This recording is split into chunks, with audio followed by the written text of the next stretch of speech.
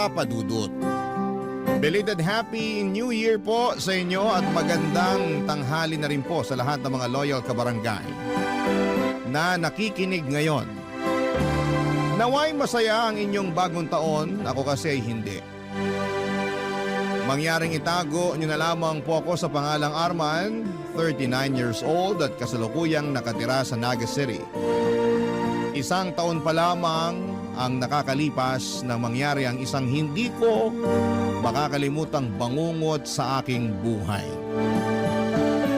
Minsan ay naisip ko na may kasalanan din ako sa mga nangyari. Dahil hinayaan ko ang mga bagay-bagay kahit alam kong may mali na. Walang panahon na hindi ko naaalala ang pangyayaring yon na halos magpawala ng aking katinuan. Sa katunayan nga po, Papa Dudut, ay hindi ko mapigilan ang pagpatak ng mga luha ko habang sinusulat ko ang kwentong ito. Hayaan niyo po akong ilahad ang aming kwento. Sa pagbabaka sakali na rin na gumaan ang aking kalooban. Napakabata ko pa noon, Papa Dudut. Nang maulila ako sa mga magulang. Parehong nagkasakit noon ang inay at itay ko dahil sa matinding pagtatrabaho sa bukid.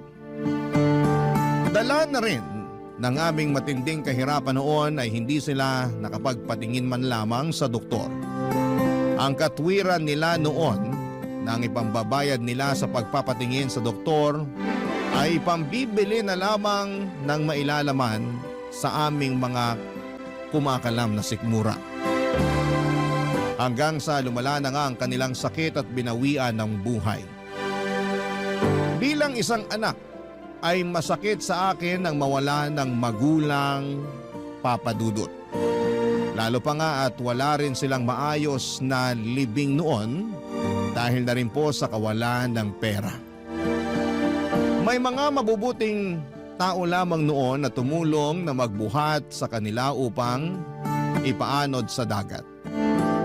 Yun po kasi ang pamamaraan ng mga kagaya naming isang kahig isang tuka ng panahong yon. Ngunit sa murang edad ko noon ay nakapagtatakang hindi ako napanghinaan ng loob. Kahit na alam ko mag-isa lamang ako sa buhay. Wala kaming mga kamag-anak na maaaring kumugkop sa amin dahil halos lahat sila ay nasa malalayong lugar. At ang iba naman ay sa bundok na piling manirahan. At dahil nga po sa maagang pagkakaulila, Papa Dudut, ay napaisip ako kung paano ako mabubuhay ng mag-isa. Gayong napakabata ko pa. Sa edad na 10 ay natuto akong magtanim ng palay at mais. At kung anihan naman ay kasama rin po ako sa mga nagagapas o nag-aani ng tanim. Tiniis ko, Papa Dudut, ang matinding init ng araw, sakit ng katawan at bigat ng mga sakong na naglalaman ng mga inani kong palay o mais para sa kakarampot na pera pambili ng pagkain. Papa Dudut, napakahirap magtrabaho sa napakaliit kong pangangatawan pero kinaya ko dahil gusto kong makaraos hindi lamang sa gutom kundi pati na rin sa buhay. Naisip kong hindi ako pwedeng mamatay nang walang ginagawa. Hanggang sa ako ay nagbinata, pagbubukid ang aking naging trabaho dahil hindi rin naman ako nakapag-aral. Pero hindi naman laging may tanim na ani. Kaya naman sumubok akong maghanap ng ibang trabaho, Papa Dudut. Inirekomenda nga ako ng isang kasamahan ko sa pagsasaka sa kakilala niyang may-ari ng isang komprada ng kopra. Sa mga hindi po nakakaalam, ito po yung niyog na niluluto at ibinibenta sa may-ari ng komprada na dinadala naman sa mga pabrika na gumagawa ng shampoo at ng kung ano-ano pang mga produkto na nangangailangan ng lutong niyog. Pero napakahabang proseso po ng pagkokopras. At pinakamabigat din na trabaho ito. Yung komprada po na yon ay bumibili rin ng mga uling at gumagawa rin ng uling mula sa mga baon ng niyog na doon nasa kanila galing. At Yun nga po ang trabahong napasukan ko, Papa Dudut. May mga balon sila na pagmamay-ari sa bundok na siyang pinanggagatungan ng mga baon ng nyog upang gawing uling. Ngunit hindi rin madali ang paggawa ng uling dahil bukod sa pag-akyat, panaog sa bundok ay matinding usok at init ang aming kailangang tiisin. Doon ko na nga rin nakilala si Sally, ang babaeng nagpatibok noon ng aking puso. Papadudod si Sally ay tagasuri ng mga uling na hinahango namin o ibinebenta roon. Siya ang nakatokang suriin ang mga uling kung basa pa ang mga ito o kung may mga baon ng nyog na hindi pa masyadong nauuling. Nahulog ang loob ko noon sa kanya dahil halos palagi kaming nakakapagkwentuhan noon at madalas niya pa akong ilibre ng merienda, Papa Dudut. Ngunit matanda ako sa kanya ng 3 taon. 20 years old ako at siya naman ay 17. Kaya kahit walang kasiguraduhan kung sasagutin niya ako o hindi, ay niligawan ko siya sa lahat ng paraan na alam ko at agad naman niya akong sinagot. Ilang buwan pa lamang kami noong magkasintahan nang makiusap siya sa akin na kung pwede ay magsama na kami, Papa Dudut. Nagulat pa ako noon dahil bata pa siya para makipag-live-in o makipag-asawa. Pero mapilit siya kaya naman ginusto kong magpaalam muna sa mga magulang niya. Kaya lamang ay ayaw niya dahil matagal na raw siyang wala sa poder ng mga ito. Matagal na raw siyang pinabayaan ng kanyang mga magulang. Dahil nga sa bulag ako sa pag-ibig niya noon ay sumunod ako sa gusto niya kahit pa nga alam ko ang tungkol sa kanyang bisyo. Ang pagsusugal, Papa Dudut. Pero kahit na ganoon ay hindi nagbago ang pagtingin ko sa kanya. Bagamat wala kaming formal na kasal ay itinuring ko na siyang asawa ko. Hanggang sa paglipas ng aming pagsasama ay nabiyayaan kami ng 2 anak. Pero hindi naging madali ang aming pagsasama dahil matapos niyang maipanganak ang aming bunso, ay halos araw-araw na siyang nagsusugal na hindi ko na maawat at sa tuwing pagsasabihan ko naman siya ay nauuwi lamang kami sa pagtatalo.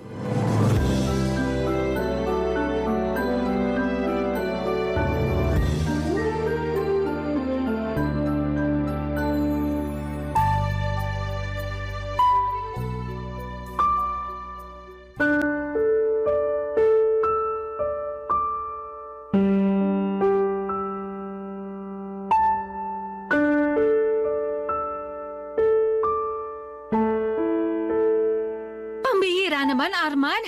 Pinapahiya mo ako sa mga kumari ko eh. Ano bang problema mo? Doon ka pa talaga nag-iskandalo. Hindi ako nag-iiskandalo. Tinawag nga kita ng maayos, di ba? Ano skandalong sinasabi mo? Eh ano ba kasing problema mo? Ang ayos-ayos ng upo ko dun eh. Sally naman. Hanggang kailan ka ba magiging ganito? Anong ganito ako? Bakit? Ano ba ako? Araw-araw ka na lang nasa sugalan. Ikaw na rin nagsabi na lagi ka natatalo dyan. Ba't di mo patigilan yan? Bakit ba? Sa dito ako masaya eh. Ano magagawa ko? Anong gusto mong gawin ko? Iburo ko yung sarili ko sa loob ng bahay, ganun ba? Tutunga nga ako maghapon? Hindi naman sa ganun. Ang akin lang, bawas-bawasan mo naman ang pagsusugal. Saka hindi lang naman yan ang pwede mong pagkaabalahan eh. Ang dami-dami naman pwedeng pagkaabalahan kung naiinip ka sa bahay. At anong paglilibangan ko? Pagluluto, paglalaba, paglilinis ng bahay? Hindi naman yun eh. Ang ibig ko sabihin, bakit di mo pagtuunan ng pansin ang bunso nating anak? 2 taon pa lang si Princess, pero salat na siya sa pag-aaruga at pagmamahal mo. Hindi pa ba sapat ang anak natin para malibang ka? Si Joseph, kahit malaki na yan, kailangan pa rin niya ng pag-aaruga ng isang magulang. Ha? Anong gusto mong palabasin? Na pinababayaan ko yung mga anak natin? Kung pinababayaan ko yan, edi sana patay na yan sa gutom? Hindi naman yun ang punto ko, Sally. Anong hindi? Yun talaga ang gusto mong sabihin. Nahiya ka pa. Tsaka teka lang ha, ikaw ang may gusto na magkaroon pa tayo ng isang anak kahit alam mong ayaw ko. Hirap na nga tayo kay Joseph, dinagdagan mo pa. Eh wala ka namang ibang alam na trabaho. Pag-uuling lang naman ang pinagkakakitaan mo, tapos nagdagdag ka pa ng isa pang palamunin. Hindi naman tayo aasenso dyan sa pag-uuling mo lang. Maghinay-hinay ka sa tinatawag mong palamunin, Sally. Anak natin si Princess. At huwag mo insultuin ang trabaho ko. Baka nakakalimutan mo. Itong pag-uuling ko bumubuhay sa inyo. Wala kayong kakainin ko hindi dahil sa pag-uuling na sinasabi mo. At talagang nagmalaki ka pa? Oo! Kasi kahit na ganito lang ang trabaho ko, ipinagmamalaki ko yun. Dahil dito ko kayo binubuhay. Eh ikaw ba? Ano bang napapala mo dyan sa pagsusugal mo? Mapapakain ba tayo niyan? Halos kabaliktaran nga nangyayari. Nagkanda utang-utang ka na rin dahil sa sugal na yan. Tapos sino nagpapakahirap magbayad? Ako lang naman. Habang ako pagod na pagod sa trabaho, puro ka naman pasarap sa buhay. Ni hindi mo nga pinanghihinayangan ng bawat sentimo kinikita ang pinagpaguran ko ng gusto. Bakit? Nagre-reklamo ka na? Hoy Arman, baka nakakalimutan mo rin kung anong ipinangako mo sa akin. Nangako ka sa akin na lahat ng pangangailangan ko ibibigay mo. Kasama na doon ang mga bagay na nagpapasaya sa akin. Grabe ka na talaga. Naririnig mo ba yung sarili mo? Hindi ba't ikaw ang atat na magsama tayo? O ano? Bakit hindi ka makapagsalita? Oo, ipinangako ko na hindi ko kayo pababayaan. Na ibibigay ko lahat ng pangangailangan nyo. Pero hindi ko sinabing pati bisyo mo, sasagutin ko pa rin. Bisyo? Ito ang nagpapasaya sa akin. Ano bang hindi mo maintindihan doon? Buti nga hindi ako si pabili ng ganito, pabili ng ganyan. Inaayon ko lang sa kakayanan mo ang hinihingi ko, Arman. Hindi pa ba sapat na maging masaya ka dahil sa mga anak natin? Sally, nanay ka. Ang alam ko kapag ina, masaya na sila nakapiling lang nila ang mga anak nila. Pero ikaw? Hindi ko alam bakit ibang-iba ka sa lahat ng nanay. Ang kulit mo din eh. Hindi ko ginusto na magkaroon ng isa pang anak. Ang hirap na nga ng buhay natin, pinahihirapan mo palalo. Kung meron man nagpapabigat ang buhay natin ngayon, ikaw yun. Wala ka na nga na itutulong sa akin na kukuha mo pa magbisyo. Ni magluto ng pagkain o maglinis man lang ng bahay, hindi mo magawa. Pati ba naman sa pag-aalaga sa mga anak natin, hindi mo pa rin magawa? Eh di sana kumuha ka na lang ng katulong. Katulong pala hanap mo eh. Baluktot talaga lahat ng katwiran mo. Alam mo, kung hindi lang dahil sa mga anak natin, matagal na kitang hiniwalayan. Eh di hiwalayan mo ko. Sino tinakot mo? Pero itong tatandaan mo, hindi tayo kasal kaya sa akin ang mga bata. Ikaw pa talaga may gana magsalita ng ganyan? Kukunin mo yung mga bata eh, hindi mo nga kayang alagaan. Ano ipapakain mo sa kanila? Baraha? Tapos pag wala ka ng pansugal, sila yung pambabayad mo. Hoy, magdahan-dahan ka sa pananalita mo sa akin. Hiwalayan mo ko kung gusto mo kong hiwalayan. Pero sa akin ang mga bata. Nahihibang ka na talaga. Wala ka na sa katinuan. Wala na nga siguro ako sa katinuan. Kasi hanggang ngayon, nagtsatsaga ako sa buhay na to kasama ka. Kung tutuusin, pwede naman ako maghanap ng ibang lalaki na kaya akong bigyan ng mas magandang buhay. Teka nga, uulitin ko lang ha. Sino ba nagpupumilit to na magsama tayo? Hindi ba't ikaw? Alam mo pag-uuling lang ang trabaho ko. Pero nagpumilit ka pa rin na magsama tayo.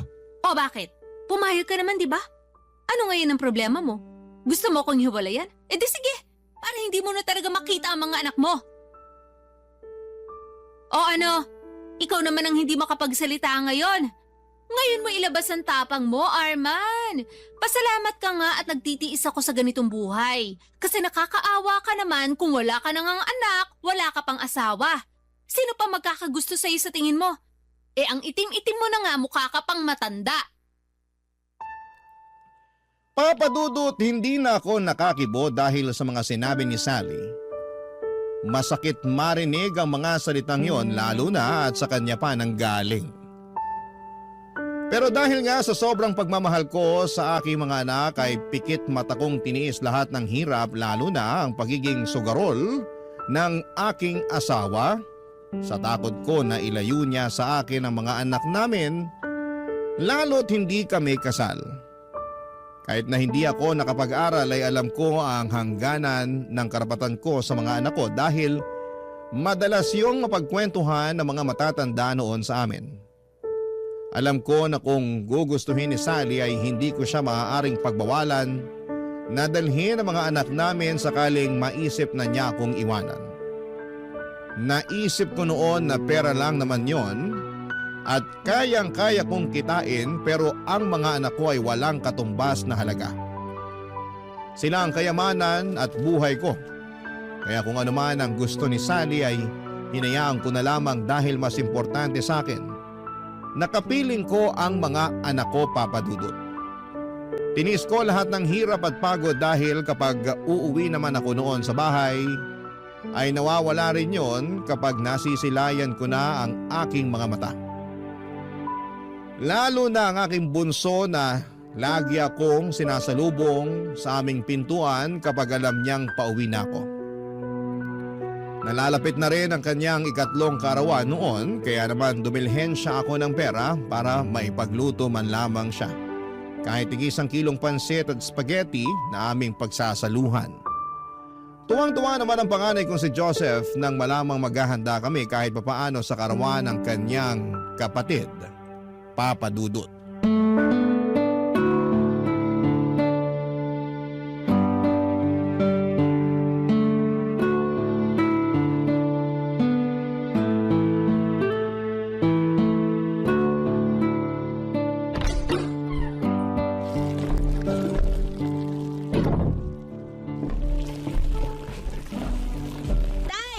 Mano po? Kawa ka ng Diyos, anak. Nasa si Princess? Natutulog na po. Ang aga naman yata matulog ng kapatid mo. Pagod po kakalaro eh. Ah, ganun ba? O eto, may pasalubong ako sa'yo. Wow! Pansit ba to na maraming kikiam? Tuwang-tuwa ka na kagad. Pansit bato lang naman yan. Para namang hindi nyo alam na paborito ko to.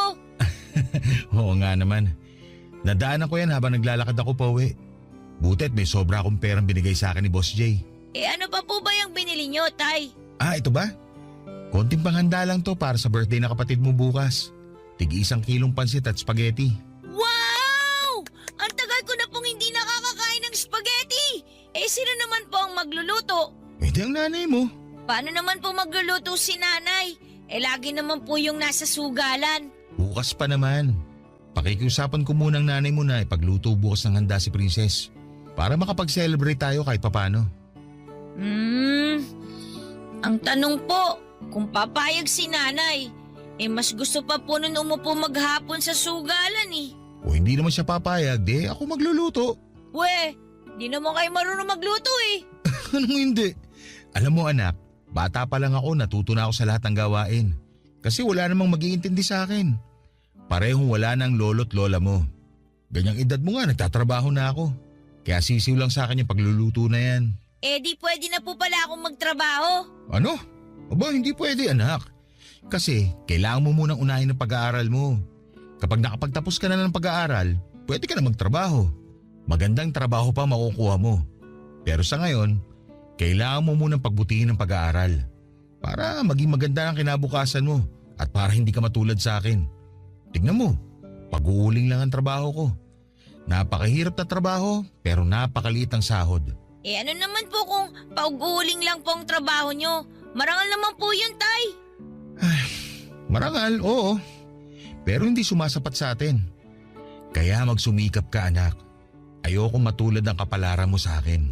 Tay, bata pa po ako. Pero alam ko na po ang sakripisyo nyo para sa pamilya natin. Nagpapasalamat nga po ako na ikaw po naging tatay ko eh.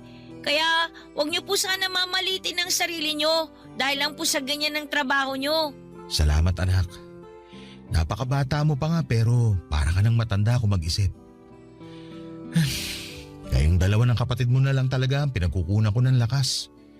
Kahit gaano kahirap, kakayanin ko basta para sa inyo. Tama po. Kaya wag na po kayo malungkot, Tay. Nandito lang naman po ako sa tabi nyo palagi. Maraming salamat anak. Siya nga pala. Kamusta naman ba ang pag-aaral mo? Ano po? Oh, bakit hindi ka makasagot? Hindi na naman po kasi ako nakapasok kanina eh. Ha? Bakit? Ilang beses ka nang absent ah. Baka naman ibagsak ka na ng teacher mo niyan. Wala po kasi akong pamasahe, Tay. Paano wala kang pamasahe? Iniwan ko kaninang umaga sa nanay mo at maaga nga akong umalis. Natutulog ka pa kaya hindi ko na ibigay sa'yo ang baon mo. Ay, makikisabay na nga lang po sana ako kila Mang Jerry. Kaso punong-puno na po yung tricycle niya eh. Hindi naman po ako makapaglakad kasi maulan. Sus Mariosep, maigi pala sanang ginising na kita kanina. Kaya lang naman ako nag-agap umahon sa bundok kanina kasi umaambon. Mahihirapan ako mag-ahon ng uling pagbasa. Basta ang sabi lang po ni nanay, wala daw po siyang mabibigay na pambaon sa akin. Baka po pinangsugal na po ni nanay yung baon ko. Sumusobra na talaga yung nanay nyo. Hindi ko na talaga maasahan pagdating sa pag-aasikaso sa inyo. Yaan nyo na lang po, tay. Baka mag-away na naman po kayo eh. Hindi anak, hindi ako nagtatrabaho para mapabayaan ang pag-aaral mo. Kailangan na talaga magtanda niyang nanay mo. Ako na lang po siguro ang tatawag kay nanay. Baka po kasi dun pa kayo mag-away. Pagchichismis na naman po tayo dun sa labasan. Hindi ako na. At baka ikaw mapag-initan ng nanay mo. Tay, wag na po. Hintayin na lang po nating umuwi si nanay. Nagsaing na naman po ako tsaka nagprito na po ako ng tuyo. Ulamin na lang po natin tong pansit bato na dala nyo. Hayaan mo na ako anak. Huwag ka mag-alala. Tatawagin ko lang ang nanay mo. Dito ko na lang siya kakausapin sa bahay. Papadudot, pakiramdam ko nga ng mga oras na yon ay sasabog ako sa sobrang galit. Hindi ko na kasi alam kung ano pa ba ang kailangan kong sabihin kay Sally para naman matauhan siya sa mga pinaggagawa niya. Kahit sana hindi na lamang ako ang isipin niya ay ayos lang. Kahit anak na lang namin, na kung iisipin ay nakakaawa kung pati ba naman sila ay hindi rin makapagtatapos ng pag-aaral. Hindi ako nakapag-aral samantalang si Sally naman ay graduate lamang ng elementary. Ayaw ko na pati ang mga anak namin ay matulad sa amin. Kung kinakailangan nga na igapang ko ang kanilang pag-aaral ay gagawin ko, Papa Dudut. Pero, ang hindi ko maintindihan ay kung paanong naaatim ni Sally na hindi isipin ang kapakanan ng mga anak namin. At kung tutuusin nga, dapat ay mas malalim ang ugnayan niya sa mga anak namin dahil siya ang nagluwal sa mga ito at bilang isang ina ay siya dapat ang mas malalim ang koneksyon sa mga bata. Papadudod, hindi ko maintindihan kung bakit sa lahat ng ina na kilala ko ay siya ang tila walang pakialam sa magiging kinabukasan ng mga anak niya. Nagpapakahirap ako para sa mga anak ko at hindi naman para sa bisyon niya. Sa sobrang galit ko nga, Papadudod, ay agad ko siyang pinuntahan kung saan siya madalas na makipagsugalan. Wala na akong pakialam kung ano pa ang sabihin sa akin ng mga kasugal niya. Basta ang gusto ko lamang ay mapagsabihan ko siya, Papadudot. Kahit na hindi naman niya ako iniintindi, ang importante ay masabi ko sa kanya ang mga pagkukulang niya. Barangay Love Stories. Barangay Love Stories. Papadudot nang makarating nga ako kung saan nagsusugal si Sally ay dali-dali ko siyang hinablot sa braso at kinaladkad paalis doon.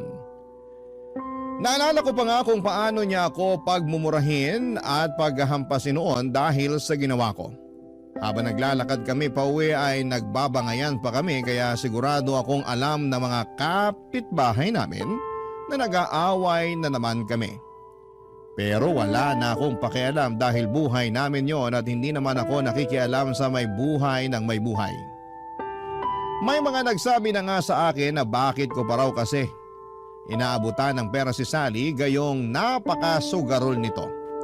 Sa totoo lang, Papadudot, ay bigyan ko man siya o hindi ng pera ay nakagagawa siya ng paraan para makapagsugal.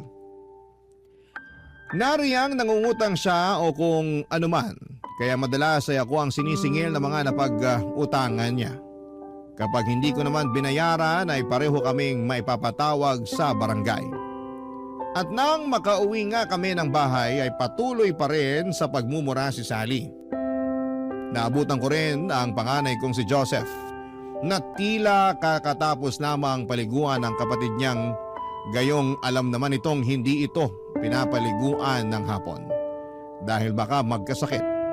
Habang si Sally naman ay nagdadabog na dumiretso sa aming kwarto, Papadudot.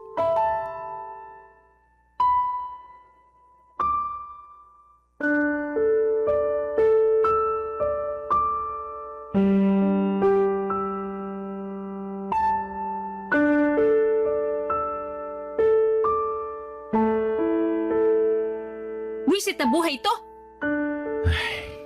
Joseph, hapon na, bakit pinaliguan mo pa yung kapatid mo? Galing na naman po kasi siya sa likod, tay eh. Naglalaro na naman po ng lupa sa may tabing sapa. Akala ko ba tulog yan? Namimiyasa na ng kakalaro sa sapa yan ah. Baka mahulog yan doon. Nagbanyo lang po ako, tay. Sumasakit po kasi yung tiyan ko tapos bigla pong narinig ko nga po siya na naglalaro sa likod. Hindi ko po napansin na lumabas siya. Kita mo na, Sally? Imbis na tutukan mo yung anak natin, puro kasugal. Alam mo malikot yan si Princess. Kung saan nagsusuot. Kung mahulog yan sa sapa, anong gagawin mo?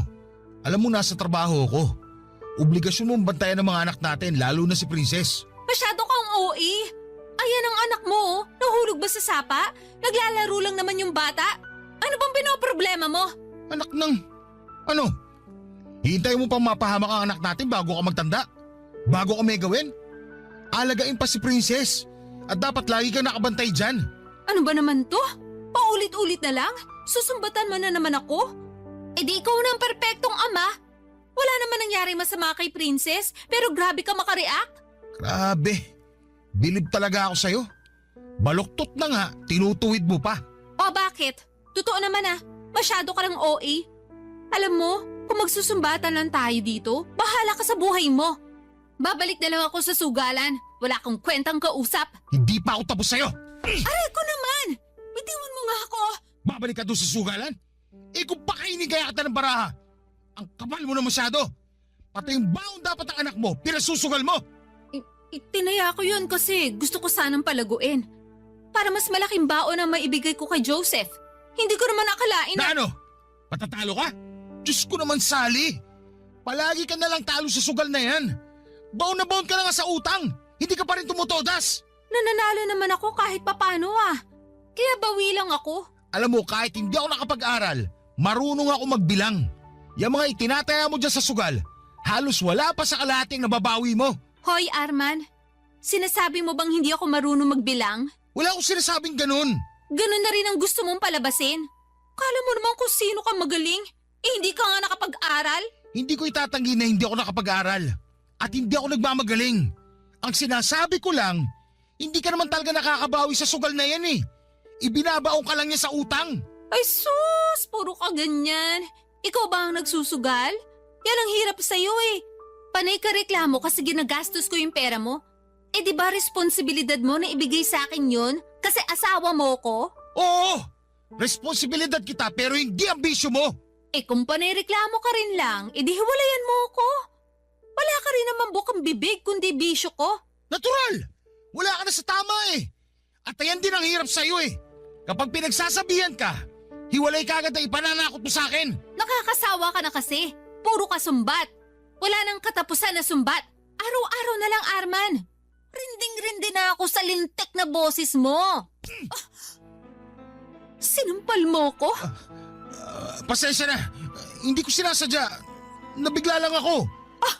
Nabigla? Nagsawa ka na sa kakatala kaya ngayon naman pinagbubuhatan mo na ako ng kamay? Ay, hindi. Hindi ko talaga sinasadya.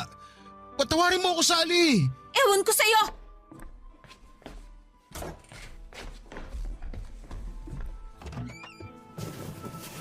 Ano ginagawa mo? Bakit ka nag-iimpake? Ano pa ba sa tingin mo? Sally naman. Sawang-sawa na ako sa kakasermon mo sa akin. Kaya para matahimik ka na, aalis na kami dito. Teka lang, nabigla lang talaga ako. Pasensya na. Pakiusap, huwag kayong umalis. Pangako, hindi na mauulit. Hindi na kita pakikialaman sa gusto mo. Huwag mo lang ilayo sa akin ng mga bata. Talaga lang ha? Dami mo pang sinasabi, takot ka naman pala. Ito ang tatandaan mo, Arman. Umayos ka kung ayaw mong hindi mo na makita ang mga anak mo. Huwag mo na akong pakikialaman sa gusto kong gawin. Oo, hindi na. Dapat lang. Kasi simula pa lang, alam mo nang ganito ako. Pero imbis na lumayo ka sa akin, pinili mo pa rin makisama sa akin. Panindigan mo ngayon ang mga desisyon mo.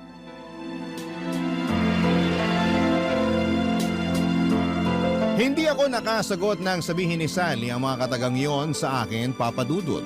Dahil alam kong tama siya sa parting yon. Tanga na nga siguro akong may tuturing dahil ako mismo ang pumulot ng bato na ipinukpok ko sa ulo ko. Pero kahit na ganoon ay pinanindigan ko ang pamilyang binuo ko, Papa Dudut. Sa ngalan ng pagmamahal ko sa mga anak ko ay lahat ay titiisin ko. Kahit pa alam ko sa sarili ko na wala na akong pagmamahal para kay Sally.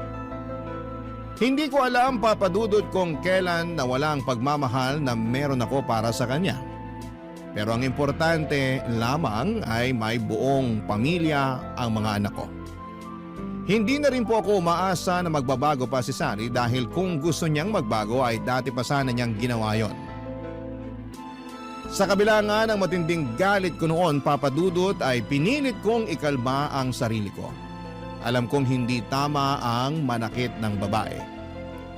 Galit na galit nga ako sa mga lalaking nananakit ng babae, pero ako rin ang gumawa noon. Kinabukasan nga noon ay maaga ako nagpaalam sa amo ko na kung pupwede ay uuwi na ako dahil karawan ng anak ko at pumayag naman siya. 2:00 pa lamang noon ang hapon ay pinayagan na niya akong umuwi. Nag-abot pa nga siya sa akin ng 200 pesos bago ako umuwi. Pandagdag daw sa birthday ng anak ko.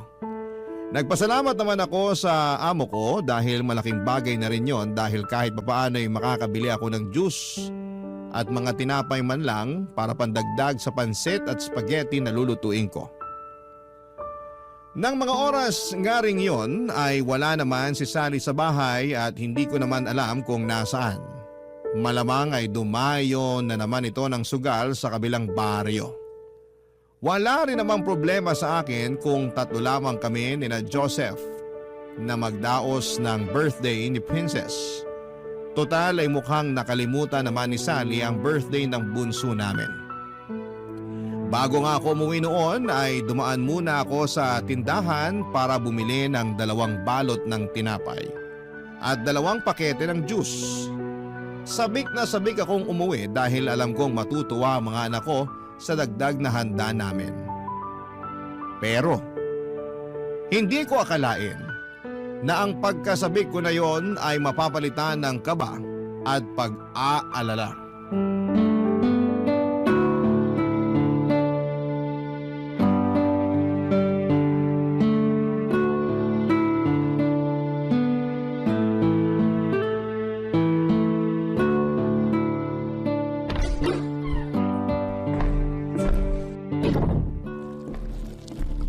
Tay, mano po? Kaawaan ka ng Diyos, anak. Gutom na po ba kayo? Nagsasaing pa lang po ako eh. Hindi pa. Kumain naman ako sa trabaho. Anong oras na? Hindi pa ba kayo kumakain ng tanghalian? Hindi pa nga po eh. Kauwi ko lang din po. Wala rin pong sinaing pagdating ko. Anong oras na? Wala ka bang pasok ng hapon? Wala po tay. May meeting po mga teacher. Ah, ganun ba? May ulam na ba kayo? 30 pesos na lang tong pera ko eh. Ano kayang mabibili nito? Eh di kahit ano na lang po. Chicharon po o kaya itlog po na lang ulit. Eh mantika, meron pa ba? Wala na po eh. Ay, lagayin na lang natin yung itlog. Sakto na kasi tong pera ko para sa 3 itlog eh. Tira na nga lang yan sa 200 na binigay ng boss ko para may pandagdag sa birthday ni Princess. Talaga po? Oo anak, kaya bumili ako ng juice sa tinapay. Wow! Ang dami po palang handa ni Princess! Oo anak, kaya magpakabusog kayo mamaya pagkatapos ko magluto. Pero bumili ka na muna ng itlog para makakain na kayo. Mamaya na lang kayo bumawi ng kain. Sige po! Ay, teka, may mantika nga pala doon sa mga pinamili ko kahapon. Bawasan na lang natin yun pang prito ng itlog. Okay na po yung nilagang itlog, tay. Sigurado ka? Eh si Princess, baka ayaw niya ng nilagang itlog. Wala naman pong inaayawan si Princess eh. Oo nga pala. Eh, nasa na pala ang kapatid mo?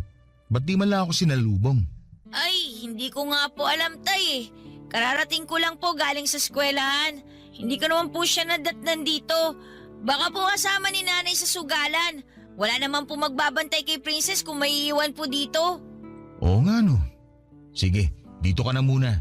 Susunduin ko lang ang kapatid mo. Kala ko po ba bibili ako ng itlog? Ako na lang, para masundo ko na rin ang kapatid mo. Bantayan mo na lang yung sinay at baka masunog. Oh, Sally. Buti naman at naisip mong umuwi. Bakit na naman? Nasa si Princess? Nandun sa kwarto natin natutulog. Sabi ni Joseph wala naman daw sa kwarto. Tiningnan mo na ba? Iniwan ko nga lang siya sa kwarto. Sabi nga ng anak mo wala siya doon. Imposibleng wala dun si Princess. Mahimbing nga ang tulog. Iniwan ko dun. Anong oras ka ba umalis ng bahay kanina? Iniwan mo talaga ang anak mo mag-isa sa kwarto para makapagsugal ka? Lintik naman oh! Paulit-ulit ka na lang eh. Ang laki masyado ng problema mo.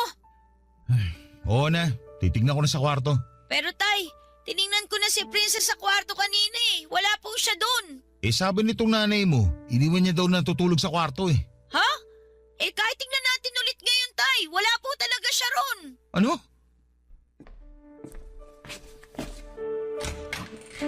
Princess? Joseph! Po! Wala nga dito ang kapatid mo! Sabi ko nga po sa inyo wala dito eh. Nasaan kaya siya? Hindi ko po alam tay. Kala ko pa naman po kasama ni nanay. Nalinti ka na. Papa Dudut, abot ang kabako nang hindi ko na makita si Princess sa aming kwarto. Tanging panis na dede na nasa bote lamang ng anak ko ang inabutan ko doon. Kaya agad kong tinignan ang ilalim ng papag namin pati na ang mga aparador pero wala rin ito doon. Halos baliktarin ko na nga ang bahay namin. Pero hindi ko siya nakikita, Papa Dudut. Inutusan ko rin po si Joseph na tingnan sa may sapa kung saan madalas maglaro si Princess kapag walang nagbabantay sa kanya, subalit bigo rin si Joseph na mahanap ang kapatid niya. Agad na akong nakaramdam ng hindi maganda noon at kung ano-anong masasamang bagay na ang pumasok sa utak ko, Papa Dudut, ng mga oras na yon. Nagdasal po ako kaagad na sana'y walang nangyaring masama sa anak ko dahil baka mapatay ko si Sally kapag nagkataon. Pero naisip kong hindi muna dapat ako magpadalos-dalos kaya naman nagtanong-tanong ako sa mga kapitbahay namin sa pagbabaka sakali na nakikipaglaro lamang ang anak ko sa ibang mga bata. Pero halos lahat ng mga napagtanungan ko ay sinabing hindi nila napansin ang anak ko dahil na rin sa lakas ng ulan. Kaya naman hindi sila lumalabas at sarado lamang ang kanilang bahay. Nagpunta na rin po ako sa may sapa sa likod ng aming bahay pero bigo rin akong mahanap siya roon, Papa Dudut. Para na akong baliw, kakaikot at kakaisip kung saan pa pwedeng magpunta ang anak ko pero wala na akong maisip pa. At bigla namang sumagi sa isipan ko na baka may kumuha sa anak ko dahil napansing walang kasama o bantay. Dahil nga sa naisip kong yon ay tila lalong nadagdagan ang galit ko na nararamdaman sa mga oras na yon sa asawa kong si Sally, Papa Dudut. Barangay Love Stories. Barangay Love Stories. Agad akong bumalik sa sugalan upang sunduin si Sally, Papa Dudut. Agad kong sinabi sa kanya na nawawala ang aming anak at halatang dismayado pa ito dahil naistorbo na naman ang kanyang pagsusugal. Pero agad din naman siyang tumayo nang sabihin kong ipapakain ko sa kanyang barahang hawak niya kapag hindi pa siya nakinig at sumunod sa akin.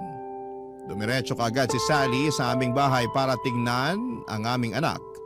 At tumulong na rin po siya sa paghahanap habang nagtanong-tanong pa nga ako sa ibang mga kapitbahay dahil baka napunta lamang sa kanila ang anak ko. Nang maya-maya pa ay may isang batang lumapit sa akin.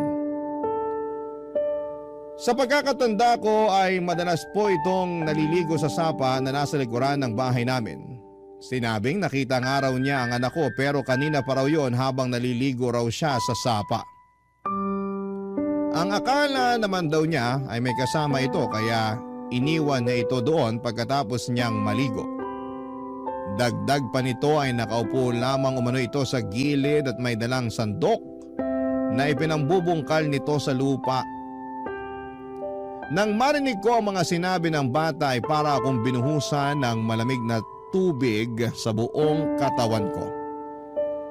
Dahil naalala ko na mahaba nga pala ang sapang yon at may harang na kahoy sa bandang dulo para maharang ang mga basura na itinapon ng mga pasaway na residente at wala nga akong inaksayang oras. Agad akong kumuha ng flashlight sa bahay dahil inabot na kami ng dilim sa paghahanap sa anak ko. Agad akong nagpunta sa dulo ng sapa at gamit ang aking flashlight ay pilit kong inaninag ang kapaligiran. Pero hindi ko na makita ang bakas ng anak ko. Hindi pa nakakatulong ang malakas na pag-ulan noon. Papadudot, sobrang nanginginig ang mga kamay ko at hindi dahil sa lamig ng ulan kundi dahil sa takot na baka may nangyari ng masama sa anak ko. Habang papalapit nga ako sa dulo ay siya namang pagbigat ng mga paa ko na tila nagsasabing huwag na akong tumuloy. Pero tumuloy pa rin ako. At doon naaninag ko ang isang tila malaking manika na nakataob sa tubig at nakalutang habang sumasabay lamang sa alon ng tubig kasama ng ilang mga plastik na naglalaman ng mga basura, Papa Dudut. Halos mabugto ang aking hininga at bigla na lang ding tumulo ang mga luha ko nang hindi ko namamalayan. Dahil kahit na hindi pa ako nakakalapit ay alam kong yon ang pinakamamahal kong anak. Alam ko dahil suot niya ang paborito niyang damit na ako mismo ang bumili. Napaluhod na lamang ako sa labis na panginginig ng aking tuhod, Papa Dudut. Naghalo-halo na ang pagod at gutom ko at higit sa lahat ay ang napakasakit na pakiramdam sa dibdib ko na tila ba sinasaksak ako ng kutsilyo ng libu-libong beses. Napaisip ako kung gaano kaya katagal tiniis ng anak ko ang paghihirap bago siya tuluyang nalagutan ng hininga. At nang maisip ko yon ay halos panawan ako ng ulirat dahil ang maisip ko lang ang hirap niya sa kakakampay sa tubig ay para lang makaahon ay hindi ko na makayanan. Pinilit ko na lamang na tumayo at agad na lumapit sa kinakaroonan ni Princess. Agad kong binuhat ang anak ko na alam kong wala ng buhay. Doon na nga ako napahaguluhol nang mailapag ko na siya sa lupa. Pinagmasdan ko ang anak ko na naninilaw na ang balat. Matigas na rin ang katawan niya at agaw pansin din ang lumobo niyang tiyan. Niyakap ko ang katawan ng walang buhay kong anak at hindi ko maipaliwanag ang sakit, Papa Dudut. Sakit na halos ikamatay ko na. Kaninang umaga lang ay magiliw pa niya akong binati bago ko umalis. Tapos ay bigla ay wala na siyang buhay sa pag-uwi ko. Papa Dudut, doon ko napagtanto na sa dami ng hirap na napagdaanan ko, ang mawalan pala ng anak ang pinakamahirap na lagpasan.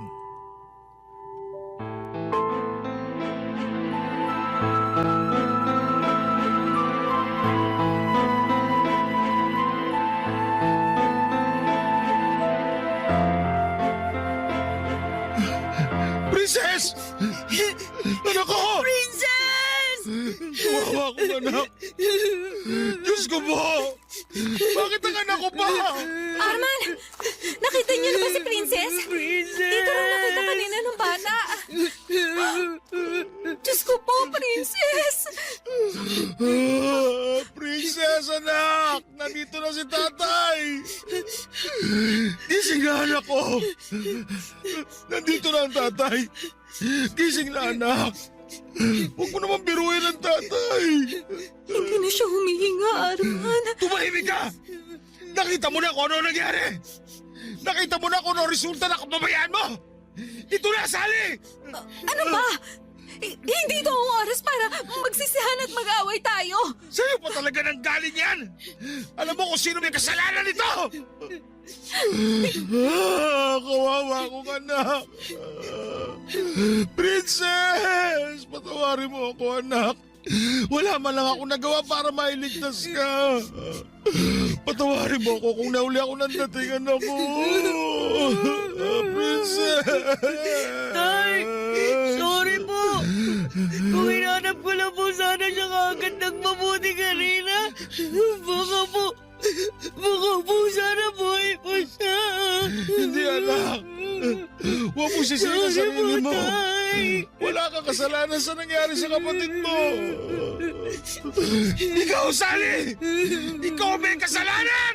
Hindi ko sinasadya. Hindi ko naman alam na mangyayari to eh. Wala akong kasalanan.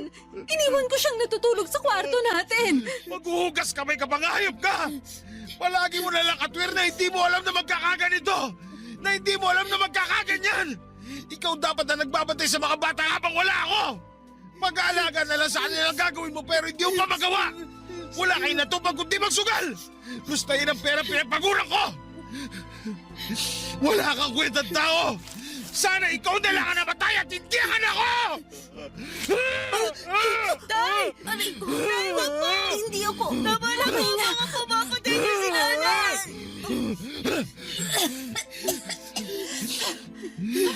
Walang hiya ka, Arman. Papatayin mo talaga ako? Oo! Mabigyan ko man lang ng katarungan ng pagkamatay ni Princess! Patawarin nawa ako ng Diyos! Pero gusto kitang lunurin ngayon hanggang sa malagutan ka ng hininga! Nasisiraan ka na ba? Hindi ko gusto na mangyari sa anak natin to. Kaya wag mo akong sisihin. Hindi mo ginusto? Grabe ka kapala ng mukha mong babae ka! Kung hindi dahil sa kababayaan mo, hindi mangyayari sa kanya to! Naturingan kang ina pero hindi ka nagpakailan sa mga anak natin! Mas importante pa sa iyo ang bisyo mo! Hindi ka na nga nakakatulong sa akin! Hindi mo pa magampanan ng maayos sa pagiging nanay mo! Hindi ikaw na ang perpektong ama. Ako na ang walang kwentang ina. Pero wag mong isisi sa akin lahat. Dahil hindi mo naman kami nabigyan ng magandang buhay. Oo, nagtatrabaho ka. Pero wag mong ipagmalaki sa akin yon. Kasi pag-uuling lang naman ang trabaho mo. Wala ka na talaga sa katwiran. Hindi ko alam kung nasa katinuan ka pa ba. Nakuha mo ba talagang sumbatan ako sa kabila ng lahat? Ibang klase ka. Totoo naman, di ba? Nay, tama na! Totoo naman po sinabi ni tatay eh. Kahit kailan, hindi niyo naman kami binigyan ng atensyon ni Princess. Parang hindi niyo kami anak. Isa ka pa! Marunong ka nang sumagot ah! Bakit hindi mo man lang hinanap agad yung kapatid mo? Huwag mo sisihin si Joseph. Subukan mo lang din sasaktan. Tutuluyan na talaga kita. Ikaw na nga may kasalanan. Ikaw pa may ganang umasta ng ganyan. Isisisi mo pa kay Joseph ang kababayan mo? Samantalang ikaw ang ina? Baka sarili ka? Wala kang kwentang ina! Ikaw pumatay sa anak ko! Hindi! Hindi totoo yan! Wala akong kasalanan! Hindi ako pumatay sa kanya! Iniwan ko siya natutulog sa kwarto! Wala akong kasalanan! Wala! Hindi ko alam na pupunta siya rito! Usigit ka sana ng konsensya mo sa nangyari sa anak ko habang nabubuhay ka! Wala akong kasalanan! Tay, ano po gagawin natin ngayon? Saan po natin dadalhin si Princess? Sa morgue na natin siya dadalhin, anak. Pero, tay, wala po tayong pera. Baka po, hindi po nila tayo tanggapin doon. Bahala na, anak. Gagawa ko na lang ng paraan. Dali mo na itong flashlight. Ilawan mong dadaanan natin at bubuhatin ko ang kapatid mo. Paano po si nanay? Ayos lang po ba na iwan natin siya dito? Para naman po kasi nababaliw na si nanay eh. Pabayaan mo ang nanay mo. Matagal na naman siyang ganyan.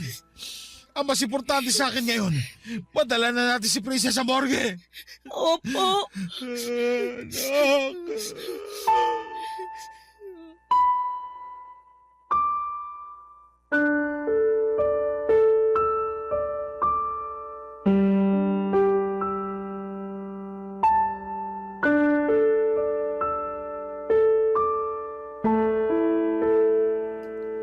Papadudod sa sobrang galit ko nga ay walang lingon na iniwan na namin ng anak kong si Joseph ang nanay niya sa tabi ng sapa. Patawarin talaga ako ng Diyos dahil gusto kong sakalin ng mahigpit si Sally ng mga oras na yon para maranasan niya ang hirap na dinanas ng anak ko. Parang gustong gusto ko siyang patayin dahil sa kapabayaan niya at mas nakakagalit pa na hindi niya matanggap ang pagkakamali niya. Pero laking pasalamat ko nang awatin ako ni Joseph na pag-isip-isip ko kaagad na mali ang gagawin ko at hindi ko basta itatapon ang buhay ko para lamang makaganti sa kanya dahil may isa pa akong anak na umaasa sa akin. Kaya naman bago pa ako may magawa kay Sally ay binuhat ko na ang walang buhay na katawan ng anak ko. At naiwan lang doon si Sally na tulala at tila wala sa sarili. Naisip ko rin na nawalan man ako ng isang anak ay meron pang natitira sa akin at hindi dapat ako magpadala sa init ng ulo ko. Agad kong dinala ang anak ko sa pinakamalapit na morgue at nang tila sinampal ako ng katotohanan. Nawala na nga ang anak ko ay doon na ako muling napahagulhol. Hindi ko po lubos maisip kung bakit kailangan na sa anak ko pa mangyari ang malagim na pangyayaring yon. Paulit-ulit ko ngang usal noon na sana'y si Sally na lamang ang namatay. Makasalanan na ako sa pag-iisip ng masama sa asawa ko pero talagang napakalaki ng galit ko ng mga oras na yon. Para na akong mababaliw sa sobrang sakit. At wala akong ibang sinisisi kundi si Sally. Siya dapat ang ina at nagpoprotekta at gagabay sa mga anak namin pero siya pa ang dahilan kung bakit namatay ang anak namin. Halos hindi ko na nga kayang tignan si Sally kaya naman pinalayas ko na siya sa bahay namin.